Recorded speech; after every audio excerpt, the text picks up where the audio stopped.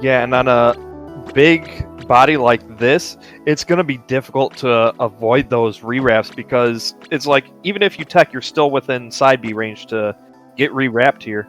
Oh, absolutely. I think Sylve is one of the best characters to set up rewraps on, especially if they need to recover. Oh, that's right. Because Yep. you just chuck a seed, because it's like, oh, you're going to side B into the stage? Well, thank you. Now I can chuck a seed at you for free. And oh, you need to burrow? Ooh, here comes the down smash. Yep. So you're going to see some strong attacks come out of Hoppy. You were not kidding. I hope you enjoy the sound of a satisfying whip crack, because you will hear that quite a bit. As somebody who plays Belmont in Ultimate, I absolutely will. Oh no! Oh no! That missed back air. That is a rough start. But Hoppy is at 87, so that stock can go away pretty quick.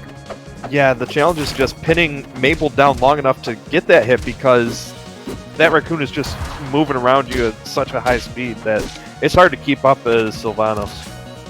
Okay. Fair Train, though, definitely doing a good job zoning them out. If you DI in on fair, you're going to get hit by the up air. Sometimes it's worth taking that, but it can definitely kill you. Yep. Don't be fooled into thinking that it can't kill. Oh my god. Speaking of DIing into the fair, just getting hit by all of them. It's scary! You're getting hit by fair, you're like, I really don't want to go off stage versus this. And next thing you know, you take 40%. Yeah, the scary thing, though, is the next thing you know, here comes a down air to spike you into the blast zone if you keep DIing in. So you gotta be careful with that. Okay, you know, sometimes go for the double down strong. Think they were maybe expecting to get launched into Lily. Could have been that. Yeah, that is one thing I do like that I see good Maple mains doing. Once they see the person going for Lily, they'll either try and challenge the parry, or they'll just back up and let it happen. Oh, I love you, Hoppy. Oh this is what I like to see. So many recaps. So, which major retail chain has hired Hoppy for Christmas gift wrapping? I gotta ask. Because they definitely have some experience. It's something anybody would want, let's be honest here. Lily taking the parry for him. And this is not over by any stretch of imagination, but you gotta be careful. hoppyKnitz is known for going for some weird callouts and just raw options. Like that? That was actually pretty safe. That was one of the more, like, standard ones. I wouldn't have been surprised at all to see them land, run across the stage, and forward strong, you know? Like, it's par for the course. Yeah, but I mean, you were not kidding about the rewraps. Holy cow. I mean, that was like, what, 3 in a row there? Yeah, no, that's nothing. I'm excited to see if Hoppy can turn it up to 11, and I'm excited to see Flarey get some of their crazy Sylve combos started. Yeah, I mean, we saw a lot of good chains coming out with those fairs, just pushing Hoppy as far as they could off the stage. So, I mean, if they can keep doing that, especially when there's no seed on them, that'll be really good. Oh, actually trying to carry him off with that down strong. Or down air, I should say. So, the way you play around a grounded Lily is super, super important and super different for everyone you ask. What Flarey did by staying right behind the Lily and not parrying it immediately was super smart, because at any point they can stop what they're doing, do a quick dash parry, and get involved. Yeah, and that's one of the weird things about how you play it, because if you do have enough disjoint, you can kind of just, like you said, sit by it and just use it as a I'm going to get vulnerability threat. And that's scary. Oh, Lily unfortunately stopped at the down throw. Okay. That for an hour. Oh my god, that's a call out right there. Oh goodness. I knew this was going to be a good set. Yep. Unfortunately, falling down into the blast zone there, so Flarey getting it even right back up here. Okay. Traded with something, maybe root, maybe back air? Yeah, wouldn't surprise me if it's root, because that just comes out so quick. I love watching Hoppy remark them and then run back and place a Lily. They're so greedy! But that greed is super important to note if you're fighting against Hoppy, right? So Flarey's like, alright, he reseeded me. Odds are he might not go for something instantly. As long as I don't panic, I can react and be okay. There we go. Hoppy finally getting opening with the parry off of that howl. And the rewrap not going to be in time to get it, though. Flarey's making it hard. Oh no! Oh. I'm sorry, that's just too funny. It's like you see them holding it next to you, jab them, roll away, parry something. It's like there's nothing you can do. There's a giant magnet attached to it and a big metal plate in your nose, and next thing you know, you're hit by up smash. Oh, but either way, I mean, Flarey's doing a good job keeping this close between them, though. It's so unconventional the way Hoppy plays, right? You don't expect somebody's, like, neutral duel to be up smash. Half charge up smash at that. You know, it works.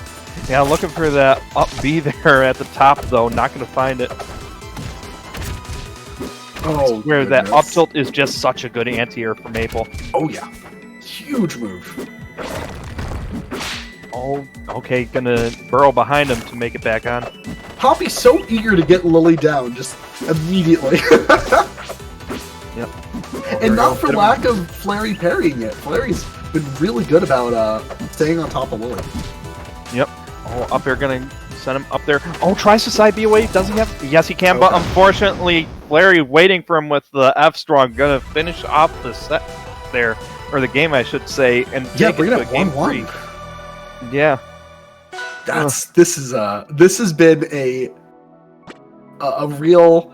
I'm trying to find the right word to describe a full upcharge, a fully charged up strong. It's been good. I'm still trying to recover from that charged up strong.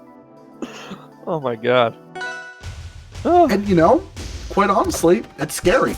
It's scary. You get hit by it, and you're like, man, my opponent knows something I don't because I just got hit by that half charge up strong. Yep. Ooh, here we go. That's the damage I like to see from Self. Yeah, that good vortex with the nairs and up tilts just carries your opponent everywhere. An F tilt, ooh, such a good move. Yep, that move is oppressive, man. I love it. Yep. Oh, there we go. Just getting the Lily before punishing the side B there. Ooh, okay. Nice carry. If you're DIM, you're gonna get hit with the up air. But it's much in the same vein as Zetaburn forward air, right? You DI in because you're seeing the sour spot. But if you DI out and you hit with the sweet spot, you might just explode. That is nice. Just parrying immediately after getting parried, expecting your opponent to just immediately go on the offensive. That's something you got to keep in mind. Your opponent can still parry after getting parried. It's true. It's a rare option. I don't see it too often, but man, it looks good when they land it. Yeah. Especially if it's okay. Oh my god, Parry City here. Coming out now. Yeah, this is always interesting once you start getting into the later portions of some of these higher level sets, because your opponents just adapt so much quicker, and you start seeing that in the parries, and that adds on a whole extra layer in this mind game. I thought he almost just took that sock with that. He almost did twice. And both of them just looking for these strong hits. There it is. No! Caught him rolling to the ledge there. Caught between a Lily and a Vine place. Oh, goodness gracious. And that right there is another scary situation. Once you get seated and the Maple's comboing you towards that Lily, you instinctively want to get away from the Lily, so you keep DIing into the combo. And the combo that makes it worse. Yeah, exactly. The next thing you know, you get hit by Lily and you took another 40%, right? Like, oh, had the right call with the up air, but not going to be able to convert it, so Hoppy going to live a bit longer off of that one. There we go. Up air finally killing. Last stock situation. We are on last stock, game 3. And you got the parry on that immediate howl. hoppyKnitz, man. That is some good movement. Some good call out. Some good call out. I mean, I guess that comes from being the re-wrap master, because you're good at being able to call them out to get that wrap over and over. So it's only natural that you'd be able to figure out the parries that you need. True. You know, I feel like it's worth saying one thing Hoppy has asked for a long time is for re-wraps to be called knitting, because he was the one who really heavily popularized them. And, you know, I respect it. I don't think that's something that'll easily be changed overnight, and re-wraps is just such an easy-to-say thing. For a while, wobbling was the general term for it. Wobbling? Huh. But it's not terribly accurate, especially like once they changed how it worked a bit. Yeah. So now it's just